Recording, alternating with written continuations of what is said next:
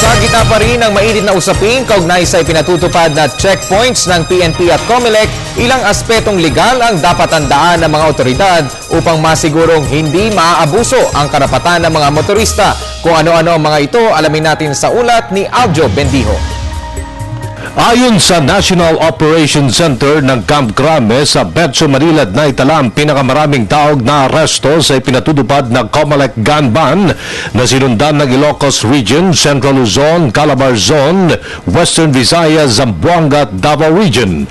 16 na mga high-powered firearms naman ang nakukumpiska na ng mga pulis. At dahil dito, dagsaan pa rin sa COMELEC main office sa Intramuros, Maynila, ang nais makakuha ng gun ban exemption, pero ayon sa COMELEC, ibigay ito maliban na lamang kung may sapat na batayan o extremely meritorious. Para sa mga taong nakakatanggap naman ng death threats, mag-a-assign ng COMELEC ng 2 bodyguards sa security personnel. Bud kasi ang gun ban ay iwasan ang mga election-related violence, kaya't maigpit itong ipinatutupad. Sa kabuuan, 47 grupo lang ng mga opisyal ang exempted sa gun ban. Ito kinabibilangan ng mga law enforcers at security personnel, kasali na sina Vice President Jejomar Binay at Pangulong Benigno S. Aquino III.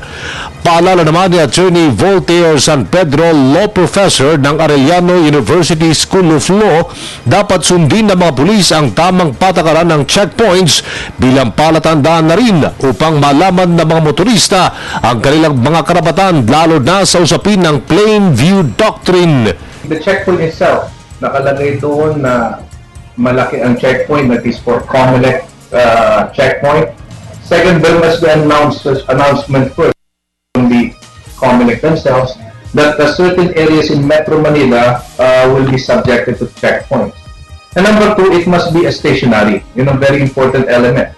Hindi pwede lumipat-lipat ang checkpoint to the sa discretion ng mga police officer. Dapat it must be announced, as I've said, and it must be stationary. Thirdly, the search must be limited to visual search na, which means there should the search must not be intrusive. The police officer cannot compel or cannot force the owner of the vehicle to open the trunk. However, if the owner of the car allows the police officer through a request to open the trunk, then they are already waiving the right for a search warrant. So, if anything found at the trunk, then it can be used against that person. Para sa Telebisyon ng Bayan, Aljo Bendijo.